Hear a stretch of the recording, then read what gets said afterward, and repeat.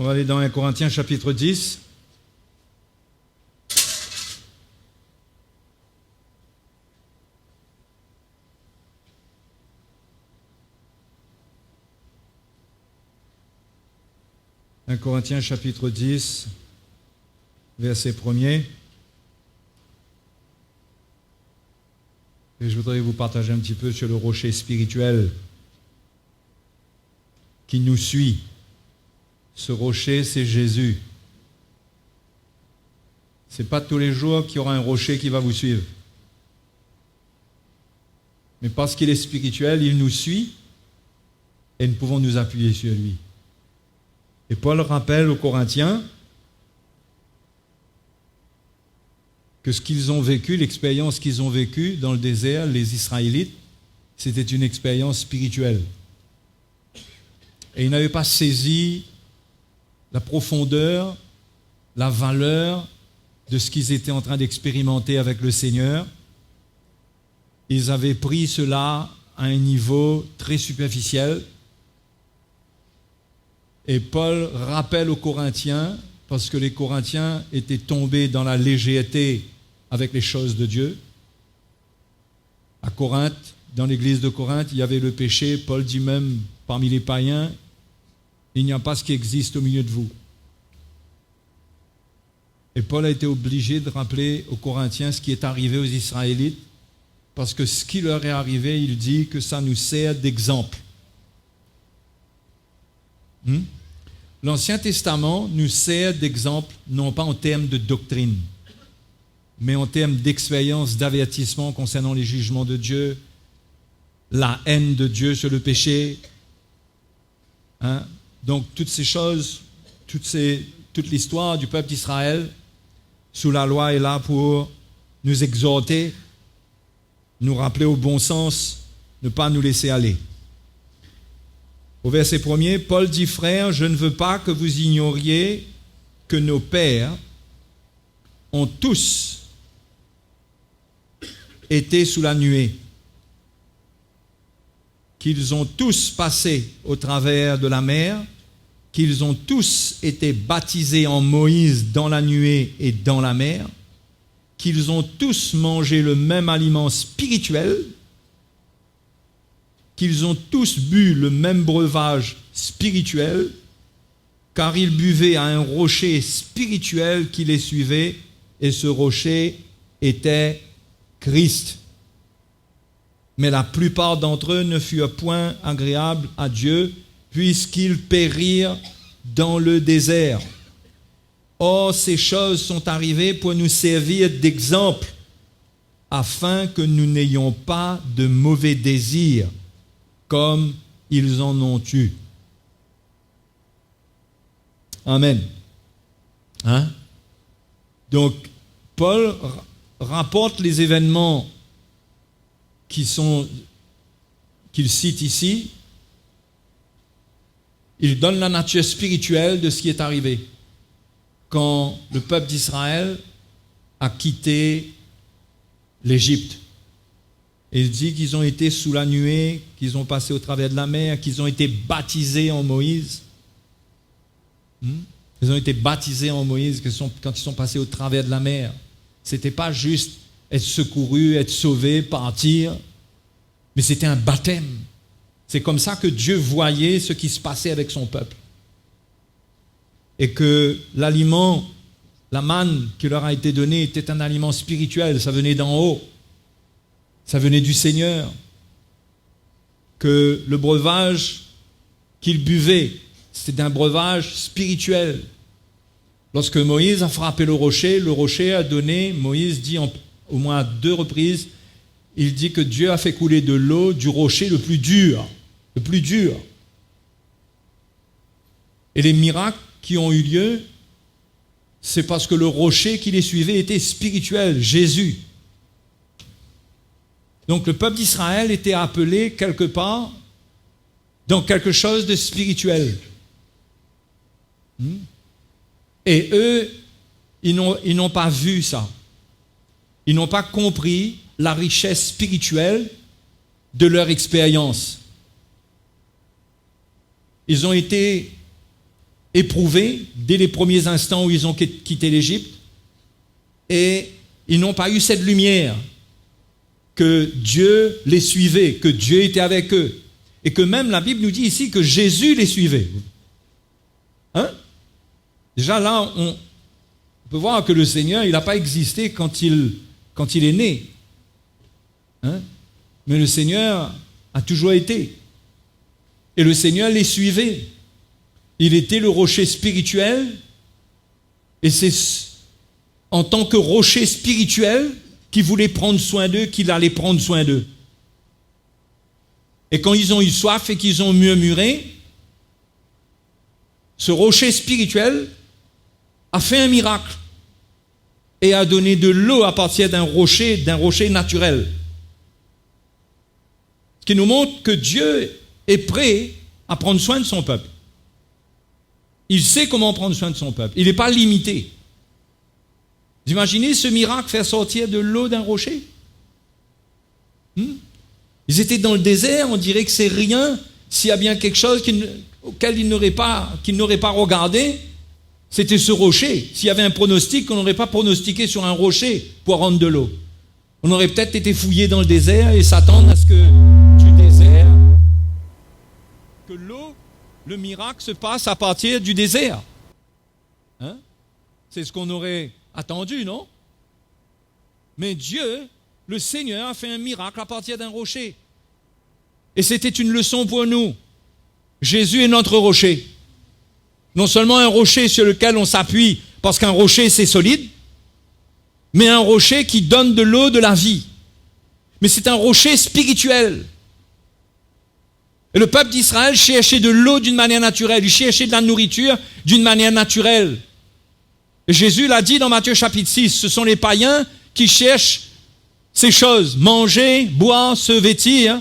Ce sont les païens qui cherchent ça. Et que nous, on doit savoir que notre Père Céleste prend soin de nous. Il sait de quoi on a besoin. Dieu n'abandonne pas ses enfants. Hein? Mais il n'avait pas cette lumière d'un plan caché, que Dieu les avait appelés à sortir d'Égypte, qu'il y avait quelque chose de grand qui était attaché à ça.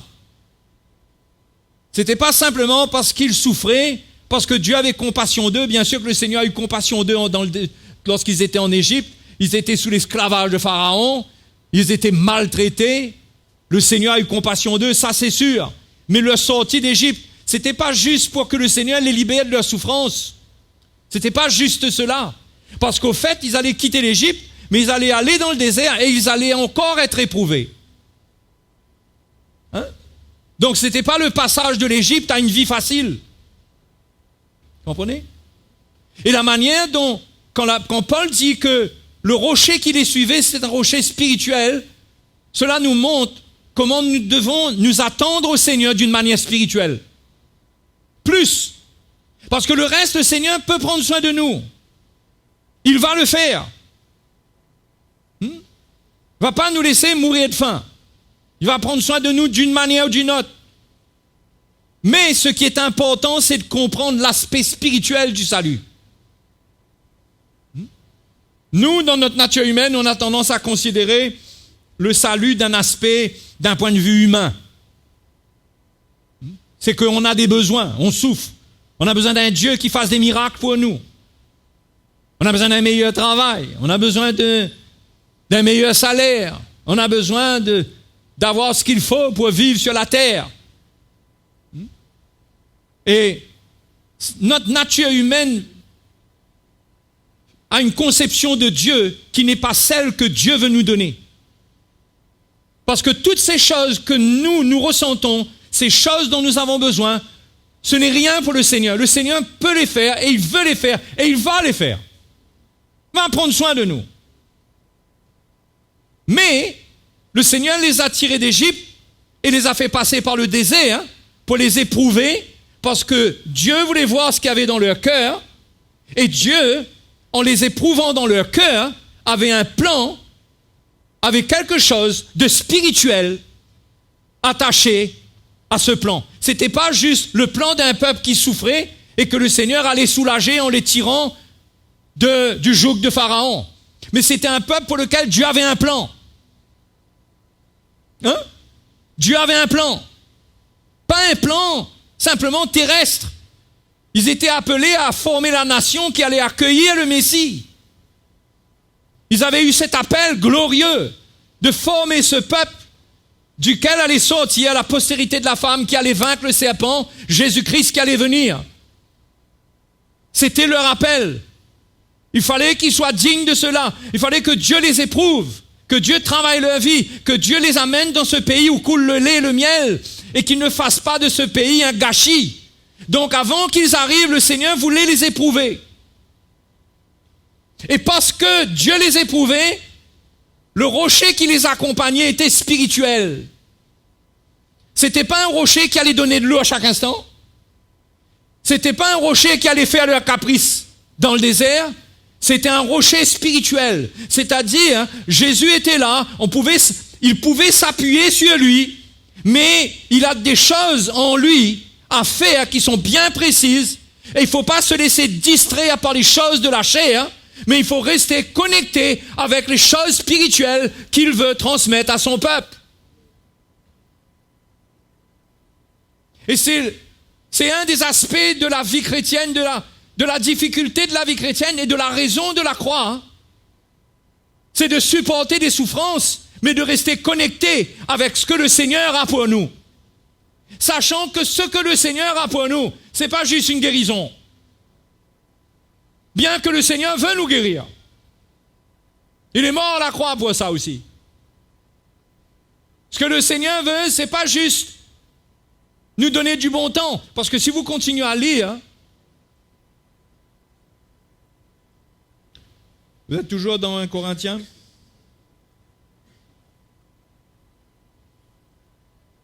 Regardez. Verset 7. Ne devenez point idolâtres, comme quelques-uns d'entre eux, selon qu'il est écrit, le peuple s'assit pour manger et pour boire. Puis ils se levèrent pour se divertir. Et quel divertissement? Regardez la suite. Ils se sont livrés à la débauche. Ils voulaient du bon temps. Ils en avaient assez de ce passage dans le désert. Ils voulaient faire la fête à un moment. Ils sont devenus idolâtres. Ils ont cassé leur alliance avec le Seigneur. Ils ont voulu casser cette alliance. C'était trop tard. L'alliance était déjà faite.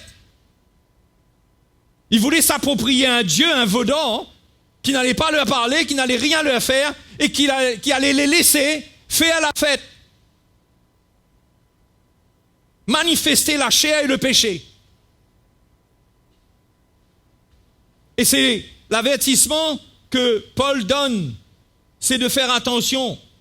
Parce qu'il dit, ne nous livrons point à la débauche comme quelques-uns d'entre eux s'y livrèrent, de sorte qu'il en tomba 23 000 en un seul jour.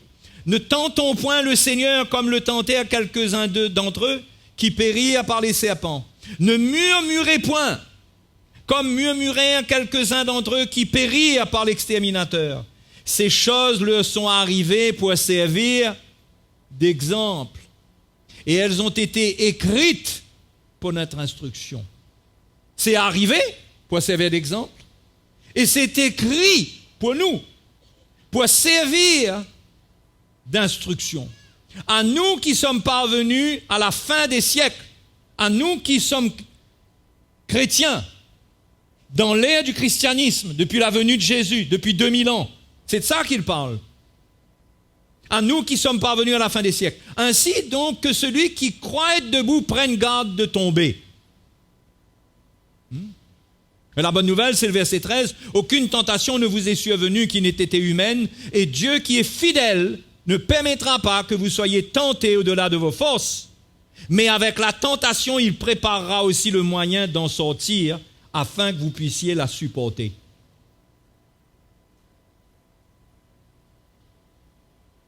Si on veut ne pas tomber, il faut rester connecté avec le rocher spirituel.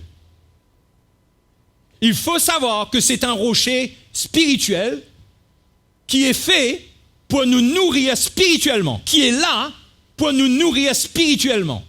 Son action est spirituel. Cela veut dire que souvent, il va falloir qu'on surmonte notre état naturel, notre état charnel, notre état humain, et que nous ayons la foi pour comprendre que si nous ne sommes pas satisfaits dans la chair, le rocher spirituel nous suit. Il y a un travail qu'il fait, qui est spirituel. Ça ne se traduit peut-être pas dans notre vie par des œuvres, par des miracles de toutes sortes. Les miracles que nous voulons pour notre vie, une plus grande facilité. Ça ne se traduit peut-être pas comme ça, mais ce rocher spirituel nous suit. Encore plus aujourd'hui, que Jésus est mort et ressuscité. Et qu'aujourd'hui, le rocher, Jésus, de ce rocher, ne sort pas de l'eau pour étancher notre soif naturelle, mais l'eau de la vie de résurrection. C'est la vie que Jésus veut nous donner. C'est de nature spirituelle. C'est appelé à remplir notre cœur. Et ça nous donne de la force pour traverser notre désert. Parce que nous avons tous un désert. Parfois, il y a des frères et sœurs qui me disent, mais en ce moment, je ne sais pas, mais je ne suis pas trop ça. C'est pas facile. Ça vous arrive, ça? Je dis, mais j'ai pas péché, j'ai pas, ma conscience est OK, mais c'est pas évident. Vous savez pourquoi? Parce que c'est le désert. Vous savez, notre chair, c'est notre désert. Vous pouvez concevoir ça? Notre nature charnelle, c'est notre désert. Ça nous renvoie des effets qui ne sont pas agréables. C'est pourquoi il y a des moments où dans notre chair, on n'est pas trop ça. Mais on a besoin de l'eau. On a besoin de la vie. Et cette vie vient du rocher spirituel, Jésus-Christ. Nous avons le choix, soit nous murmurons, nous nous plaignons, nous cherchons à remplir le vide dans notre cœur en nous divertissant d'une manière malsaine, ou bien nous nous tournons vers le rocher. Parce que ce rocher qui a donné l'eau à ce peuple dans le désert est un rocher spirituel. Et à nous, ce rocher veut donner la vie à notre cœur, veut être le rafraîchissement pour notre âme, dans notre désert, c'est-à-dire dans la chair. Parce que nous ne pouvons pas nous débarrasser de ce désert-là. Nous vivons dans la chair.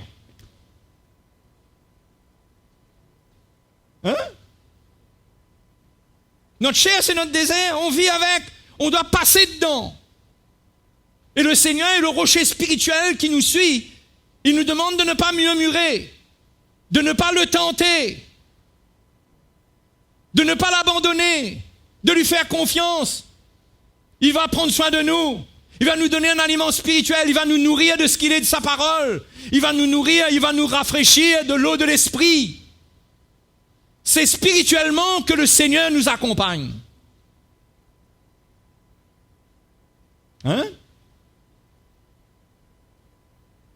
Et c'est un Dieu comme cela qu'il faut accepter.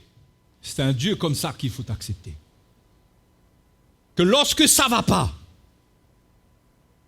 et que notre cœur est pur, et que nous sommes dans un combat, nous devons savoir qu'il y a un rocher spirituel qui est là, qui est prêt, qui a été frappé, qui peut nous donner la vie.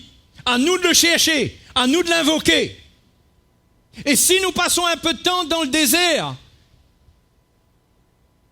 si ça continue à ne pas être trop ça pendant un peu de temps, c'est peut-être parce que Dieu veut nous éprouver dans le désert. Quelle décision allons-nous prendre lorsque nous ne sommes pas trop ça?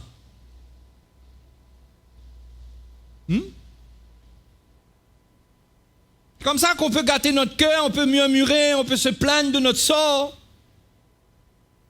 On peut croire que le Seigneur nous a abandonnés.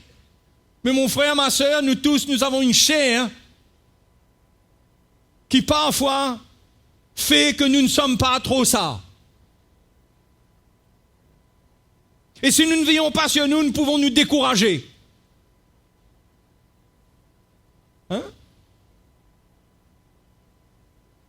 Si nous écoutons notre chair, si nous écoutons, c'est comme si vous êtes dans le désert en tant qu'un Israélite, et que vous ressentez cette chaleur, et que vous avez un peu faim, un peu soif, qu'il y a un besoin qui est réel là, et que vous commencez à murmurer, à vous plaindre, au lieu de dire, celui qui m'a emmené dans le désert m'accompagne.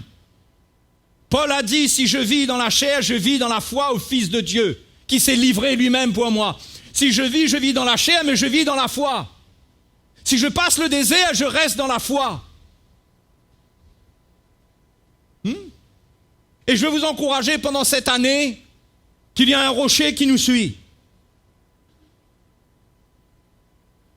Alors, il faut l'invoquer, se tourner vers lui, s'attendre à lui, parce qu'il a le pouvoir spirituellement de nous nourrir, de nous rendre capables de passer le désert. Notre désert. Parce que le désert, notre nature humaine ne va pas aujourd'hui se changer. Notre chair reste notre chair. N'allons pas tout d'un coup être débarrassés de tout ce qui fait notre chair. Ça viendra quand on sera avec le Seigneur. Quand Jésus vient à l'enlèvement de l'Église, nous serons libérés de tout ce qui fait ce désert. Nous quitterons ce désert et nous entrerons, pas dans la terre promise, mais dans le ciel promis. Nous serons avec le Seigneur pour toujours. Mais jusque-là, nous marchons dans le désert, nous sommes dans la chair. Je ne dis pas dans la chair avec les œuvres de la chair, mais nous sommes dans la chair. Il faut supporter la chaleur. Mais il faut continuer à servir l'Éternel dans le désert et ne pas devenir idolâtre et ne pas vouloir d'un Dieu qui fasse nos caprices, mais de savoir qu'il y a une destination pour nous et que même si c'est pas facile aujourd'hui, pas à pas, je persévère parce que mes yeux sont sur ce qui vient, pas sur ce qui se passe aujourd'hui.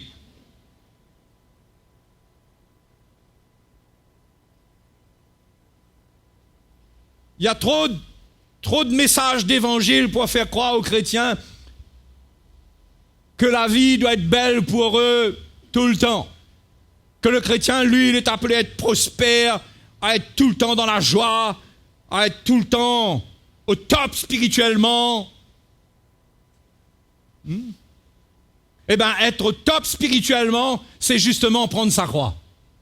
C'est accepter qu'il y aura des moments difficiles, qu'il y aura des moments de doute, qu'il y aura des moments de combat. Il y aura des moments où je douterai. Ça vous arrive? De douter. Pas de douter du Seigneur lui-même, mais de douter de vous-même quant à l'appel de Dieu. Est-ce que Dieu m'a vraiment appelé? Est-ce que je peux vraiment accomplir ce qu'il me demande de faire? Est-ce que j'y arriverai? Et je ressens l'effet de mon désir charnel qui me parle, qui me renvoie des paroles négatives, qui me fait ressentir mon incapacité, ma sécheresse. Mais mon Dieu qui m'a appelé m'accompagne dans mon désert. Il peut me donner l'eau qui vient d'en haut, l'eau de l'esprit, me rafraîchir, me relever. Alléluia.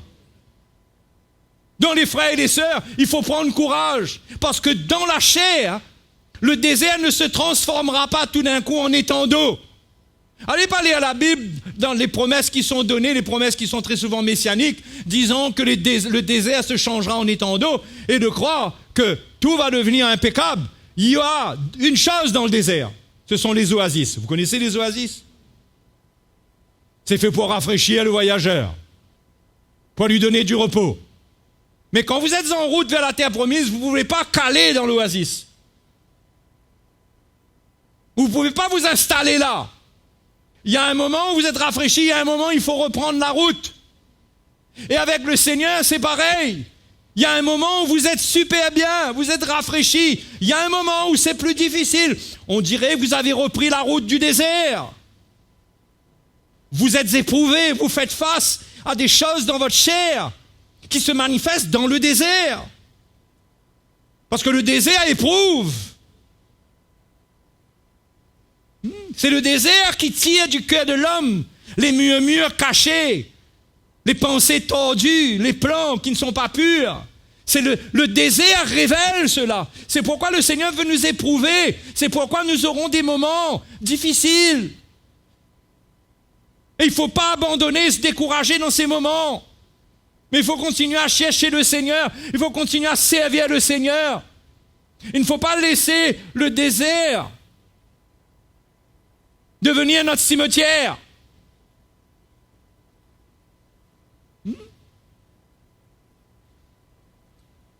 Dans l'Épître aux Hébreux, la Bible dit à cause de leur incrédulité, beaucoup de cadavres sont tombés dans le désert. Beaucoup ont péri.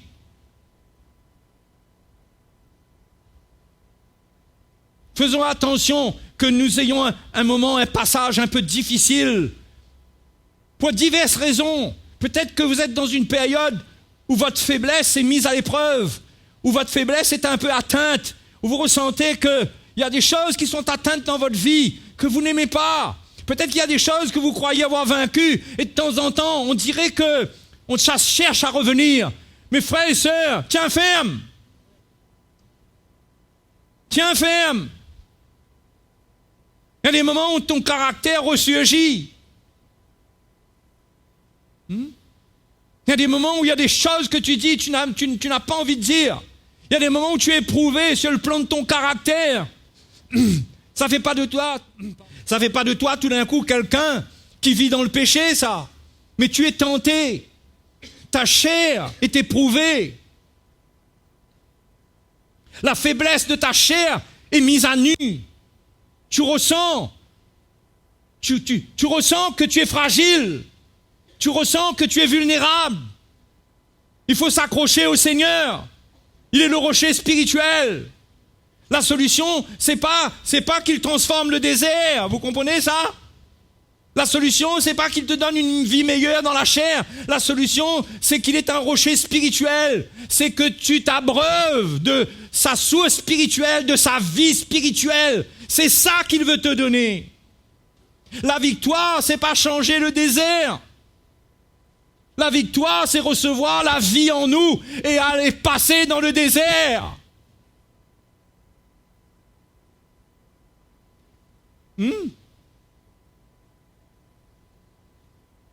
Parce que frères et sœurs, cette année encore, il y aura des chrétiens pour abandonner la foi. Je ne parle pas nécessairement du milieu de nous. Bien sûr que c'est l'avertissement que j'adresse à cette Église. Mais dans le monde chrétien, il y a des chrétiens qui vont abandonner la foi. Il y a des chrétiens nés de nouveau qui vont reculer, qui vont faire comme le peuple d'Israël. Il y a des chrétiens qui diront, il y en a assez. Assez de souffrir. Assez de faire mourir ma chair. Assez de tout ça. Et ils vont aller chercher un évangile facile. Un évangile pour chatouiller l'oreille. Il faut veiller sur nous-mêmes. Il faut être éclairé de ce que Jésus est et comment Jésus nous accompagne et comment il prend soin de nous. Et le Seigneur est fidèle. La Bible dit qu'il est fidèle. Il ne permettra pas qu'on soit tenté au-delà de nos forces. Si on le regarde comme le rocher spirituel, il va nous aider.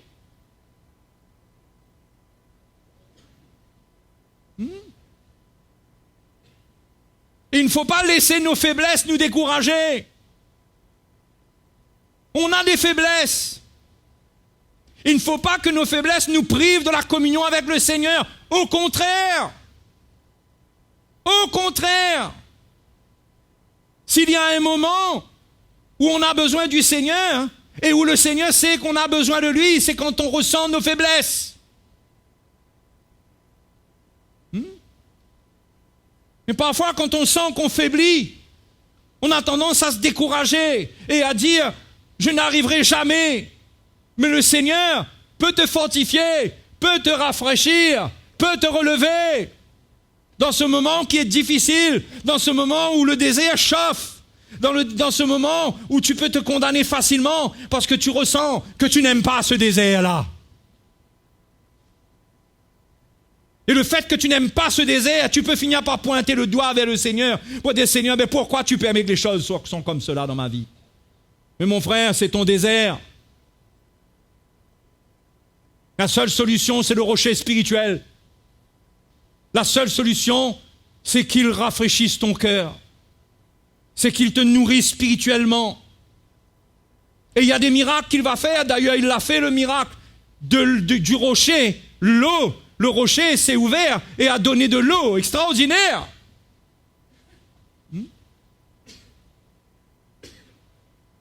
Mais Dieu aurait pu faire cela sans qu'il murmure. Ils ont dû murmurer. Et le Seigneur a fait cela. Et c'était une instruction aussi pour nous en même temps. Le Seigneur est grand, il fait les choses d'une manière magnifique. C'était une instruction pour nous, parce que Jésus devait être frappé à la croix. Donc ce rocher qui était frappé représentait Jésus frappé pour nous donner la vie.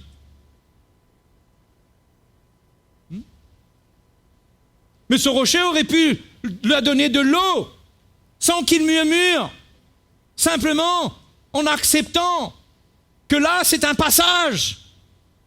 C'est un passage dans le désert. C'est comme ça. Mais on ne va pas s'arrêter. C'est comme ça. Mais notre Dieu est avec nous. J'ai des faiblesses. C'est pas facile. Ça chauffe. Ma chair n'aime pas ça. Mais je me tourne vers le rocher spirituel qui peut me nourrir spirituellement. Je reste pas là, j'arrête pas ma marche dans le désert. Je ne tombe pas là sur mes genoux dans le sable à pleurer sur moi-même. Mais je marche, je suis la nuée. Je suis le peuple, je continue. Dieu me donnera la force.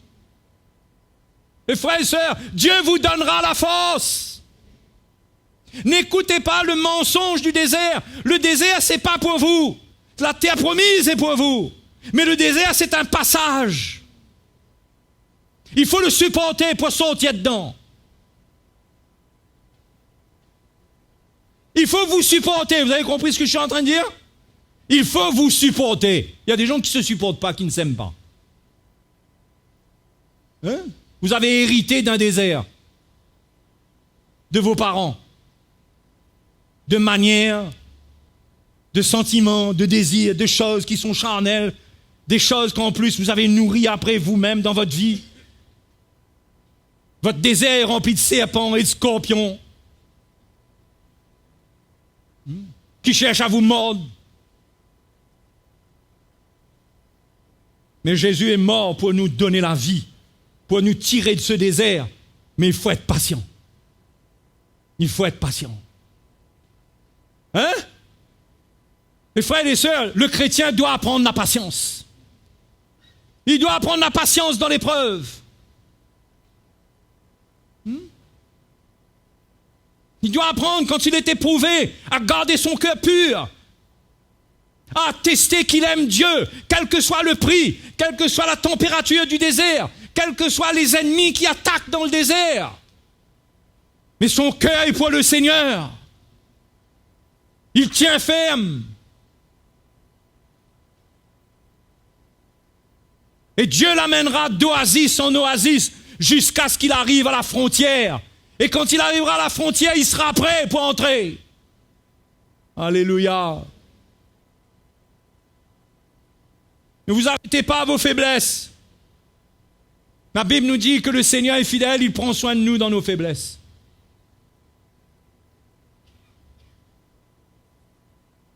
Hébreux chapitre 2. Hébreux chapitre 4.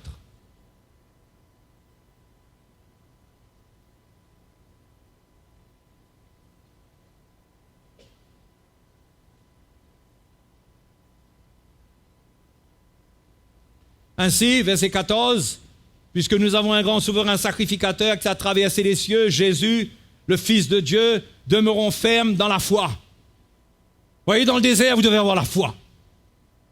La foi, c'est la foi qui vous sauve. Parce qu'il n'y a rien sur lequel vous pouvez vous appuyer. Votre seul appui, c'est un rocher qui n'est pas naturel, qui est spirituel. Vous ne pouvez pas le toucher. Vous ne pouvez pas vous installer sur lui. C'est spirituel, c'est votre cœur. Donc c'est la foi qui nous fait vivre dans le désert.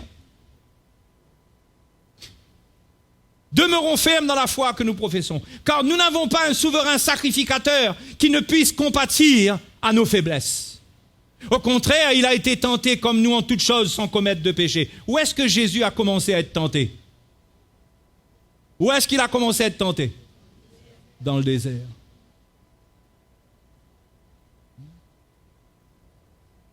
Il a été tenté comme nous en toutes choses sans commettre de péché. Approchons-nous donc avec assurance du trône de la grâce afin d'obtenir miséricorde et de trouver grâce pour être secourus dans nos besoins. Nous avons des besoins. Oui, dans le désert, nous avons des besoins. Oui, il y a des moments où on dit « Seigneur, je ne peux plus. Je ne sais plus comment faire. J'ai plus assez de force. C'est dur. » Mais il invoque, le crie vers lui. Il peut faire un miracle dans ton cœur de telle manière que le découragement part. L'abattement te quitte. Tu deviens bien tout d'un coup, tu as une force en toi pour te relever et pour continuer. Il compatit à nos faiblesses. Il a été tenté comme nous en toutes choses. Il sait que nous sommes faibles, les frères et sœurs. Dieu nous connaît avec nos faiblesses. Dieu ne nous reproche pas nos faiblesses. Je ne parle pas d'un état de vie où nous vivons dans le péché et nous restons dans le péché et nous aimons le péché. Ça, c'est autre chose. Je parle d'un enfant de Dieu que dans son cœur, il n'aime pas les choses qui se manifestent de temps à autre de sa chair ou dont il ressent la force et qui veut se manifester au travers de sa chair. Il n'aime pas ça. Il n'aime pas. Son cœur n'est pas pour ça. Dieu a compassion de ça. Alléluia. Et frères et sœurs, faisons attention de réclamer, de revendiquer l'accomplissement de la promesse de la vie tout de suite. Il faut être patient avec le Seigneur, il faut travailler à notre salut. Il faut marcher pas à pas, jour après jour, avancer. Le rocher spirituel nous suit. Nous avons des besoins, nous nous approchons du trône de la grâce. Le rocher spirituel nous sert à boire.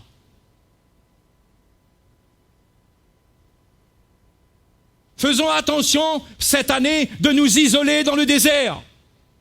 Le désert est dangereux pour quelqu'un de seul. C'est pourquoi Dieu a eu la sagesse de donner, de faire à l'Église, de bâtir l'Église. Parce que c'est l'Église qui a l'autorité sur les ténèbres. Ce n'est pas le chrétien seul par sa propre force.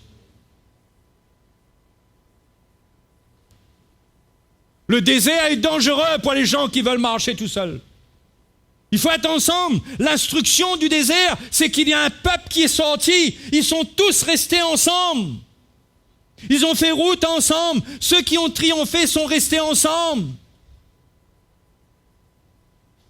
Ils se sont supportés. Ils n'ont pas soutenu les rebelles. Ils se sont joints à ceux dont le leadership de cœur était pur. Et ils persévéraient. Ils restaient avec.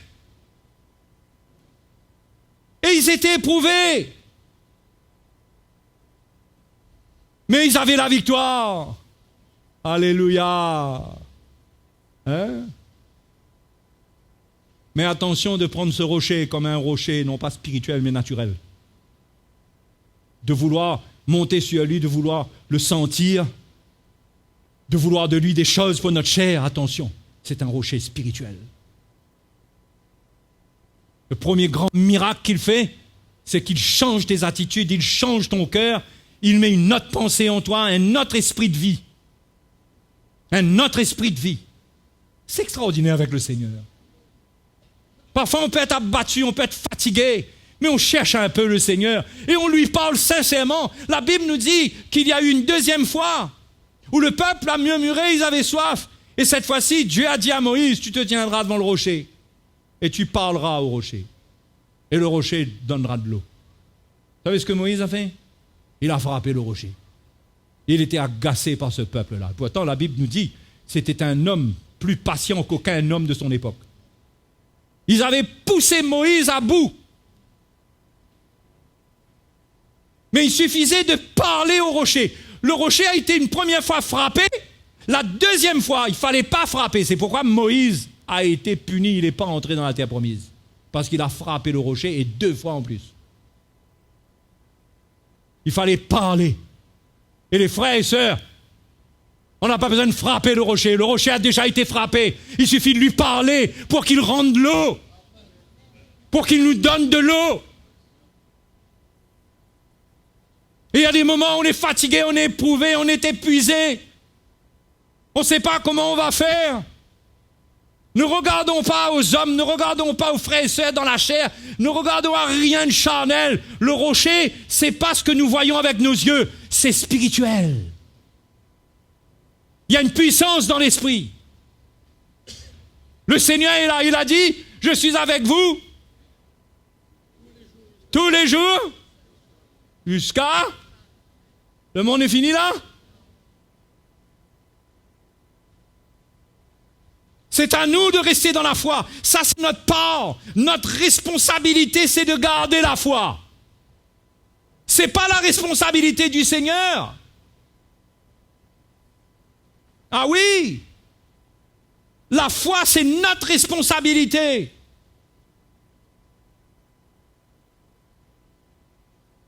C'est notre responsabilité de garder la foi. Ça veut dire qu'il y a quelque chose qu'on doit faire pour garder la foi. On ne peut pas être juste comme ça et qu'on va être dans la foi. La Bible nous dit la foi vient de ce qu'on entend de la parole de Dieu. La Bible parle de la prière de la foi. La foi demande que notre vie soit engagée, qu'on croit dans le Seigneur, qu'on croit ce qu'on entend et qu'on s'identifie malgré ce qu'on ressent qui est négatif, qui veut nous retenir. Mais nous croyons et par la foi, nous allons triompher. C'est la foi notre victoire. Dans le désert, notre victoire, c'est la foi. La foi, ça veut dire que toute ma chair est finie. Mais au fond de mon cœur, il y a une parole de Dieu qui est là et qui me dit, Dieu est vivant. Il est pour moi, il est pas... Et là, j'ai besoin de la parole de Dieu. Parce que la parole de Dieu dit souvent des choses contraires, dit des choses contraires à ce que ma chair dit. Voyez la bataille qu'il y a. Si nous ne sommes pas nourris de la parole de Dieu, nous allons avoir nos raisonnements humains et nos pensées humaines qui vont prendre le dessus. Et nous allons être vaincus par nos pensées humaines. Notre victoire, c'est la foi. C'est-à-dire que nous sommes en communion avec la parole de Dieu. La parole de Dieu nous nourrit. La parole de Dieu nous montre ce qui est invisible. La parole de Dieu nous montre le cœur de Dieu pour nous. Naturellement, nous pouvons ne pas ressentir, mais l'évangile, la parole de Dieu révélée dans nos cœurs, nous montre que le Seigneur est avec nous. Alléluia. Je peux arriver avec mes faiblesses, je suis fatigué, mais quand l'évangile me révèle ce Dieu d'amour qui veut me relever, je me relève miraculeusement, je suis encouragé. Frères et sœurs, pendant cette année, ne fuyez pas vos rassemblements. Ne fuyez pas votre vie d'église à l'église locale. Allez-y pour écouter l'évangile, pour adorer le Seigneur en esprit, en vérité, pour le laisser faire couler l'eau du rocher sur nous, pour nous rafraîchir. Ne nous retirons pas, ne laissons pas le mensonge nous atteindre et nous faire croire que nous, on est le vilain petit canard de la maison, nous. Les autres vont être bénis, mais nous, non, c'est notre sort même, nous, d'être comme ça. Non! Le Seigneur t'a appelé, il veut te donner la vie. Mais tu as un effort de ton côté, c'est la persévérance. Tu as un effort, c'est la persévérance. Et la persévérance, c'est la foi. Avec la foi, tu persévères. Tu t'arrêtes pas en chemin. Tu fais pas pitié. Tu n'as pas de pitié sur toi-même. Regarde comment je suis. Oui, je suis comme je suis. Dans la chair. Mais par la grâce de Dieu, j'ai un Dieu qui est avec moi.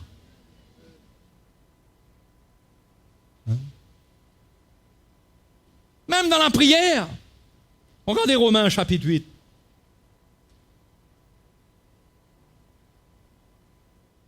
Romains 8, 26.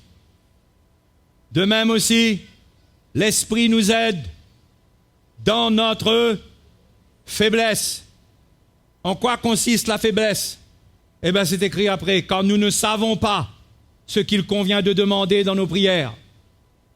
Quelle est l'action de l'Esprit dans notre faiblesse? Mais l'Esprit lui-même intercède par des soupirs inexprimables. Et celui qui sonde les cœurs connaît la pensée de l'Esprit, parce que c'est selon Dieu qu'il intercède en faveur des saints. Même dans la prière, quand tu es affaibli, tu ne sais plus comment demander, on dirait que tu n'as pas la force même de prier, qu'on ne peut pas limiter la prière à notre capacité à donner des paroles, à persévérer, à donner des paroles. Mais l'Esprit de Dieu, Dieu a prévu la présence et l'onction du Saint-Esprit dans notre vie pour combler cette faiblesse. Il y a une faiblesse. Mais il faut prier. On ne peut pas s'arrêter de prier. Mais quand on est faible, même dans la faiblesse à ce niveau, l'Esprit de Dieu vient avec nous. Mais n'obéissons pas à la chair. Les frères et sœurs, quand arrive le moment pour aller à la réunion de prière, n'obéissons pas à la chair.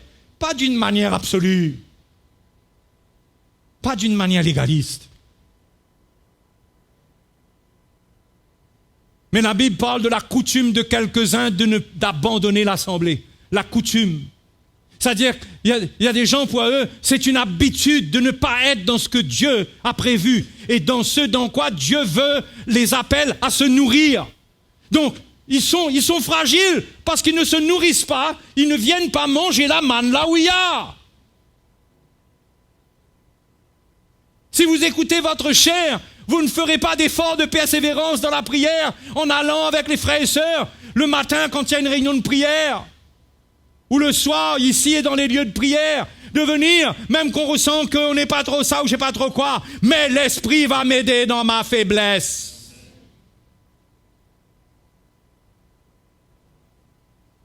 Après, je suis pas sous la loi. C'est pas la loi de... Mais je développe pas une coutume. Développe pas une coutume. Je m'intéresse. Je suis dans le désert, j'ai besoin de l'eau.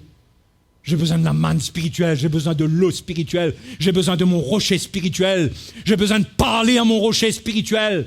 Le meilleur endroit pour parler au rocher spirituel, c'est encore quand nous sommes tous ensemble. Parce que la Bible dit, si 2 ou 3 d'entre vous demandent quelque chose, s'accordent, il leur sera accordé, cela leur sera accordé. La meilleure manière de recevoir de l'eau du rocher, c'est de prier ensemble. Les frères et les sœurs, arrêtons de négliger cela. N'allons pas essayer de mener notre combat tout seul. C'est dangereux dans le désert seul. Je ne parle pas d'une manière absolue, bien sûr. Il y a des cas où c'est compliqué, etc., etc. Mais je veux vous encourager. D'une manière ou d'une autre, il y a un plan pour que vous puissiez boire du rocher spirituel. Alléluia. La manne spirituelle pendant cette année, ouvrez votre Bible. Ouvrez votre Bible. Dans votre désert, il fait chaud, ça va pas trop. Ouvrez votre Bible. Allez trouver l'eau qui est dans la parole de Dieu. Demandez au Saint-Esprit de vous éclairer, de vous rafraîchir, de vous encourager. Il va vous parler et vous allez recevoir l'eau du Seigneur et la manne du Seigneur. Mais si vous restez là à vous plaindre que vous n'avez pas cette manne, que vous n'avez pas d'eau, vous allez commencer à vous plaindre concernant les uns et les autres, concernant l'Église. Alors que vous devriez être nourris et rafraîchis au point que vous êtes capable d'aller aider d'autres.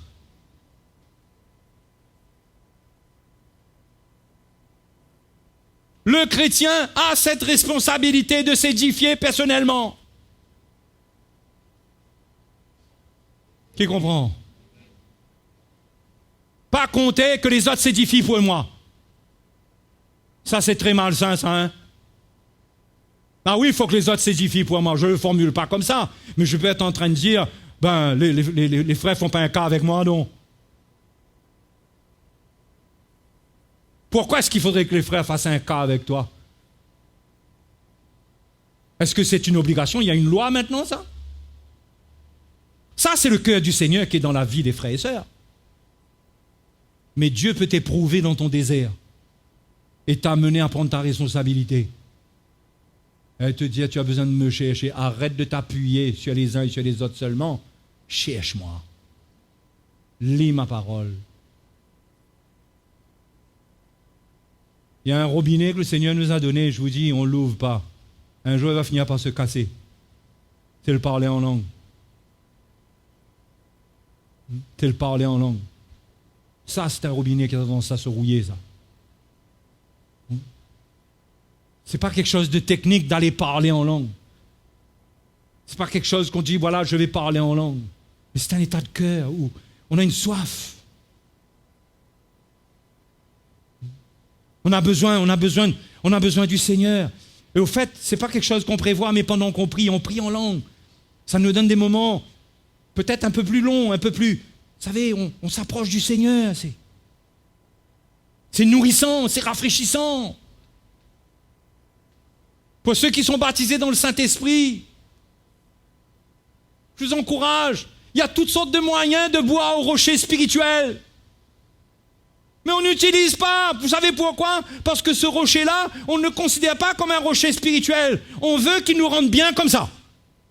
Par la grâce, comme ça. Seigneur, c'est comme si on dit, Seigneur, j'ai soif, mais je veux que tu étanches ma soif sans boire. Sans boire, Seigneur, je veux un miracle. C'est par la grâce que je vais être rafraîchi, c'est par la grâce. Mais il faut que tu boives, mon frère. Tu ne peux pas être rafraîchi si tu ne bois pas. Et pour boire, il faut faire un effort. Tu n'as rien payé pour que l'eau arrive dans ta maison. Bon, ok. Jésus a payé pour que cette eau-là arrive dans ton cœur. Ou le robinet, bois, prie, cherche un peu le Seigneur. Si tu te sens faible, mais au moins assieds-toi, médite, fais comme Jacob. Médite dans ton cœur. Tu sens que tu n'as pas trop de force, il fait chaud, tu n'arrives pas trop. Mais dans ton cœur, tu es avec le Seigneur, tu ouvres sa parole. Tu n'as pas de loi, il n'y a pas de technique, mais tu as un cœur qui va boire. Frères et sœurs, faites cela cette année pour être bien, pour rester bien, pour avoir de la force. Parce que le désert, la chaleur du désert va augmenter.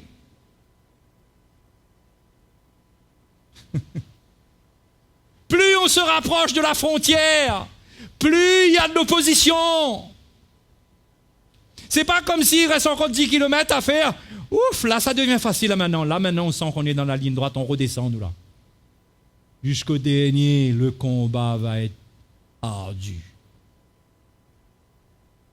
Mais si on boit du rocher spirituel, on aura la force surnaturelle. Surnaturelle. Vous voulez que je vous dise une chose? Moi, depuis le début de l'année, je me demande, je dis, mais vraiment, est-ce que je vais pouvoir prêcher l'évangile encore? Est-ce que je vais pouvoir? Comment est-ce que j'ai pu faire ce qui s'est passé? Mais jamais je ne pourrai plus. Je peux vous dire, depuis le début de l'année, là, je ressens un combat de doutes, de choses qui viennent. Je passe dans un désert. Et c'est là pendant que le Seigneur m'a parlé de cette chair. Il m'a dit, le désert, c'est la chair. C'est là que mon esprit s'est ouvert sur ce que je vous partage là. Mais en criant au Seigneur, en s'approchant un peu du Seigneur, le Seigneur nous relève. Le Seigneur nous donne du courage. Le Seigneur nous montre qu'il y a de la place pour nous, qu'il y a de l'espoir pour nous, qu'il va être avec nous, qu'il va nous accompagner. Au moment où on a l'impression qu'on n'a plus de force, il nous donne la force. Parce qu'il est fidèle. Moïse a dit, ce rocher est fidèle. Si on se tourne vers lui, notre visage est rayonnant de joie. Ne vous laissez pas abattre pendant cette année. Trouvez le rocher. Simplement, soyez pas violents. Le rocher, il faut lui parler. Vous réalisez la quantité de doctrines qui existent pour que vous ne parliez pas au rocher? Vous savez, autrefois, on passait notre temps à parler au diable. Oui, on passait notre temps à parler à Satan, aux démons, aux esprits. De lit, esprit impur. On liait des esprits. Je ne sais pas comment ça se passait. On passait plus de temps à parler à l'ennemi. Mais la prière, c'est avoir un cœur sincère. Parle à ton rocher. Il est ton rocher. Il n'y a point de rocher comme lui. Alléluia. Et les frères et sœurs, si vous êtes fragiles, revenez vers le rocher. Ce rocher vous connaît. Il vous connaît, il connaît votre chemin, il connaît votre découragement. Il sait dans quel état vous êtes aujourd'hui. Vous n'allez pas l'étonner en lui confessant quelque chose. Il connaît votre vie. Il vous demande simplement de venir vers lui, de reconnaître, de vous repentir s'il y a lieu, mais de lui parler. Et il va vous donner de l'eau, parce qu'il n'est pas mort pour vous faire périr dans le désert. Mais si vous n'avez pas la foi, si vous ne venez pas vers lui, vous mourrez dans votre faiblesse, vous serez découragé, vous abandonnerez la foi. Mais venez vers le rocher, parlez au rocher, simplement. La prière simple, de tout votre cœur. Et le rocher rendra de l'eau. Alléluia.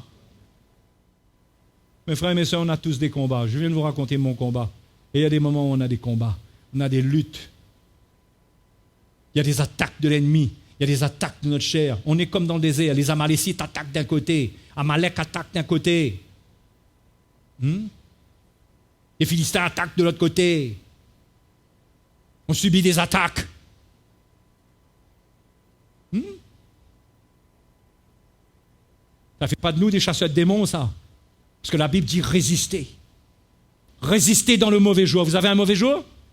Peut-être que vous êtes dans un mauvais jour. Il y a quelqu'un qui est dans un mauvais jour aujourd'hui? Vous êtes dans une mauvaise passe aujourd'hui?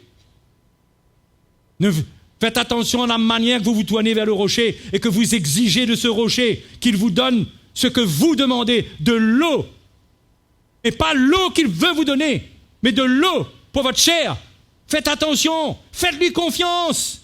Dites, Seigneur, tu sais toutes choses, je m'en remets à toi. Tu peux me relever, relève-moi, donne-moi du courage. C'est ça qui est important, c'est pas perdre le courage.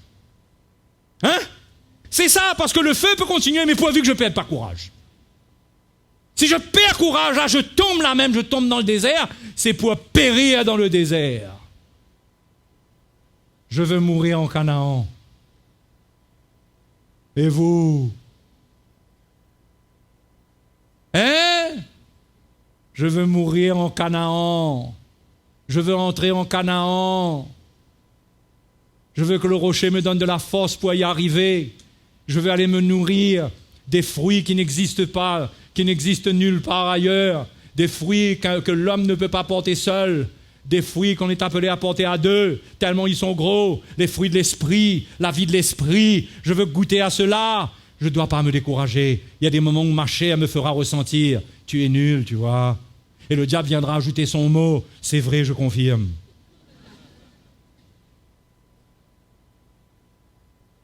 Tu auras des pensées en toi qui te diront « Mais tu ne vois pas toi-même que tu es un petit bonhomme. Tu ne vois pas toi-même combien de fois tu as déjà raté. Tu ne vois pas toi-même comment a été ton année. Allez, dis la vérité. Depuis les 10 ans là, qu'est-ce que tu as fait? Qu'est-ce qu'il en a été de ta vie? Tu es nul. » Et le diable arrive et dit « Je confirme. »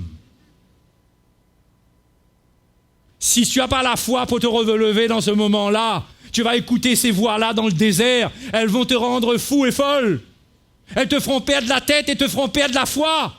Et te ramèneront en Égypte. Et tu diras, mais pourquoi est-ce que j'ai quitté l'Égypte? Mais qu'est-ce que je fais ici? Qu'est-ce que je fais ici? Les frères et les sœurs, ce n'est pas le moment de se décourager. Nous sommes en l'an 2019. Nous sommes à la porte de la venue de Jésus-Christ. Nous sommes à la veille de l'avènement de Jésus-Christ notre Seigneur. Nous ne voulons pas rester dans le désert du monde et périr sur cette terre. Nous voulons, lors de l'enlèvement, en un clin d'œil, nous retrouver avec lui tout d'un coup.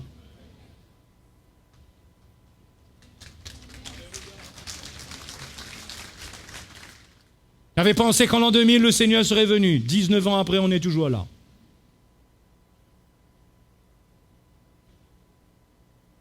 En l'an 2000, je me disais, mais en 2021, j'aurai 60 ans. C'est encore loin. J'ai 58 ans.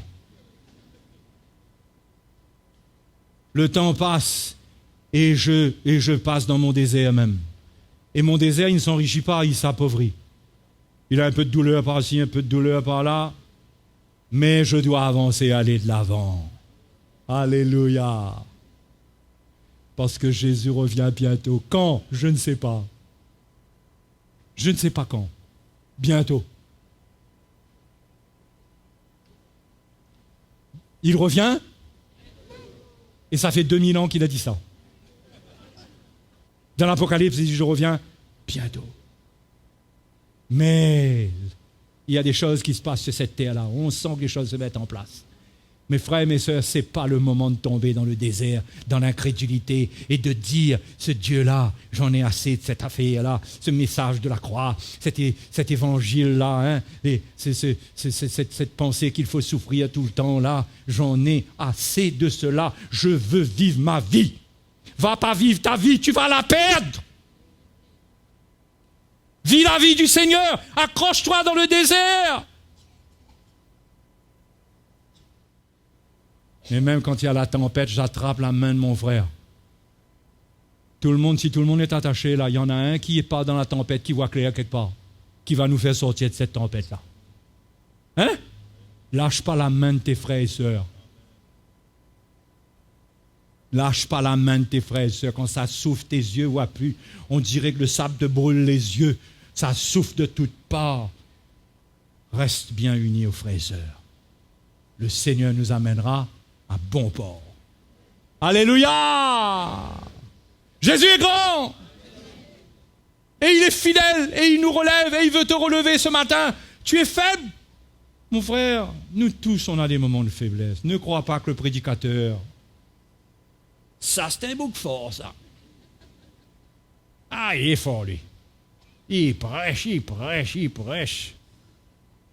Mon frère, le prédicateur, sans ta prière et ton soutien, il n'est pas mieux que toi. Il y a un paquet de chairs sur lequel il y a un linge, il n'y a pas plus que ça. Il n'est pas plus que toi, je t'assure. Le prédicateur, là, il a besoin de tes prières tous les lundis et tous les jours pour pouvoir continuer. Oui. On peut le chanter d'ailleurs. Il n'y a point de rocher comme lui. Qui croit ça ce matin? Vous êtes dans un désert ce matin? Peut-être que vous êtes dans le désert, peut-être que vous êtes dans l'oasis. Gloire à Dieu, vous êtes dans l'oasis. Mais restez pas trop longtemps, vous allez perdre de vue ceux qui sont allés dans le désert. Passez, raclez l'eau qu'il y a, les cocos, cassez les cocos et tout ça là. Profitez bien, mais traversez.